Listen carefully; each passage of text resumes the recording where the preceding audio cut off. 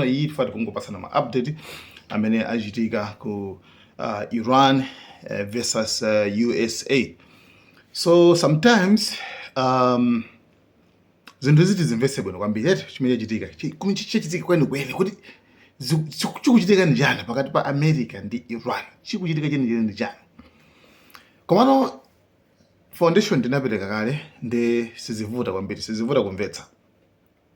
Okay, tinakamba kale kuti madeal awo MOU icha, memorandum of understanding icha, chipepala chimene anagwirizana kuti apata mvana ankasaina Trump chicha, chimene chicha chinangosanda kuti akungofika pomvana. Okay, koma ma actual zinthu zake zenizenizo zinachitike.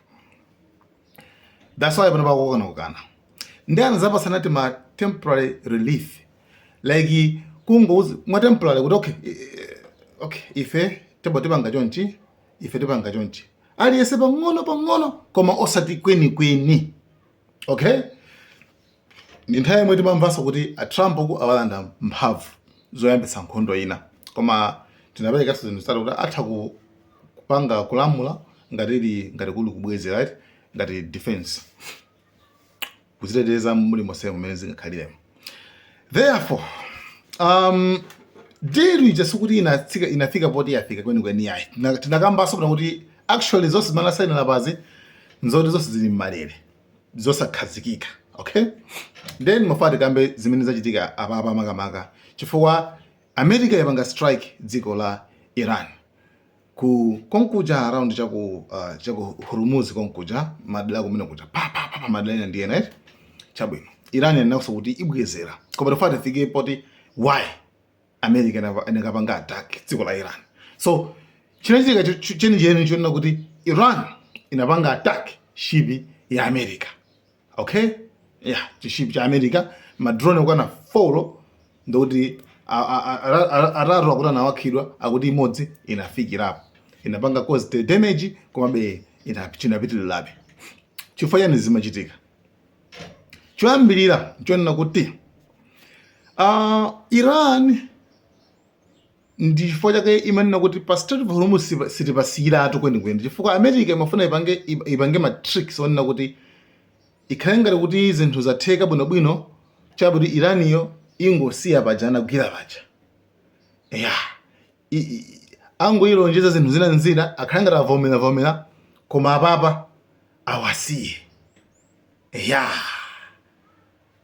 You understand pamene timvane bwinobwino baba nangasenda tinawuzana kale kuti Iran inati gwi ndisiya ndipeleka nditere. Okay, so one of the conditions, ma conditions ena amene Iran inakamba nina kuti muchotse asilikali anu ku region zoti asilikali azungule dziko la Iran zimene zozite. Okay, muchotse. America sinachotse. Ndalama mutipatse America kuti ndalama zitigula soya. You understand? Okay, koma chinachitika kwambiri chachikulu kwambiri nchona kuti Marco Rubio amene ali Secretary of State anachoka kwa America kupita ku GCC countries, kupita ku maiko achiluyacha ndipinje kukapasa assurance kwa uzira akuluakulu asadanda ife timamenya kuposa nalies pa Strait of Hormuz muzidutsa. Okay, muzidutsa wenu pajapo tapanga clear njira adafuna kuoneka songa timadoloso kachike naso anakauza Maarab sacha kumene kucha nde koma Iran anazana kuti okay sitichaja ngati tax misonkho ayi tizingofuna service fee kenaka kake ndithu kazi muzitipasa kuti mukamadutsa apa izikhala ngati kuti muzikhala kuti muli muchitetezo chathu. Okay, mukhale kuti muli muchitetezo chathu. Anthu aku Iran sikuti amafuna kwambiri ndalama anthu aku Iran timvane pano anthu aku Iran sikuti amafuna ndalama kapa Strait of Hormuz. No, anthu aku Iran amafuna kupanga control kulamulira Strait of Hormuz kuti sitinayisiyiretu. You understand? Sitinayisiyiretu region Strait of Hormuz chifukwa ama Americans afuna kuti mupasiyiretu ndi pakasiyidwatu pakhale pali wa anthu azingodusa fyo fyo fyo fyo. Ndete nakaya kuti imene chayo Iran akaona Strait of Hormuz is like ndi leverage. I mean card limene chalo pena pake pogwira zinthu zikavuta amagwira pene pachapo gwi maoneti for survival. You understand? So akuzoza kupanda kungosiya pene pachapo kuti sigwira. Ndi pamabeleka pressure. And the pressure imene munaionaso kwa pakana Trump anaulula kuti akuluakulu mafuta athu amatetheka mu 4 weeks mafuta anayo akutha. Ne America jana kenzo okay awati ngwapusitsa tikhaenga to sign a deal chanchani then panthu pacha apasi. That's why makurubi amati atapita kuma GCC country kuja amakauza anthu menje hey mkazi mwaona zinthu zake komano zoti pakana.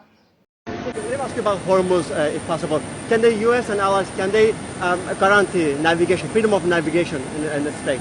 Well, that's the law. It's an international waterway. No country is allowed to charge tolls or fees on an international waterway.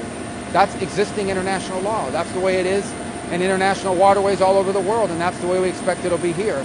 So I don't think we have anybody to convince around here in that regard. I think all the countries in this region would agree with us. Are you trying to ease concerns to allies here in the region? Well, that most certainly will come up in these conversations. And there are items outside the MOU that are certainly going to be covered, but that's one that will have to be covered. It'll be discussed. I think a careful reading of the MOU will see that when you talk about, for example, a complete and end of hostilities in the entire region, well, that's not possible. You can't have the end of hostilities and conflicts in the region as long as Iranian proxies are launching missiles and drones from Iraq and are participating in terrorism like Hamas did and like Hezbollah did. Ndi zopeza kuona kuti zinthu zina zimene anagwirizana mu deal muja America sikuwanilitsa. Sikuwanilitsa. And the moment pamene Iran inapanga strike inapulitsa ship ichi, okay? For ship imangodutsa popanda ka physical jet. Kangochepa ka physical so ndi ndama bikochepa kokha basi. Akungofuna zionekebe kuti pali control ndi pamene Iran inapulitsa kuti okay ndi panachitika nkhani. Ma Americans sometime anazindikira kuti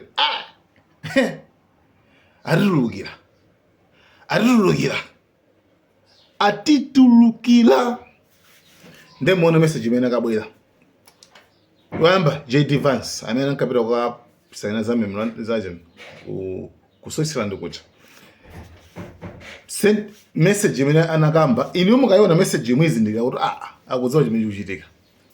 Wayamba kuona kuti Iran zemwe pangazo sizabwino zopanga strike ship sizabwino.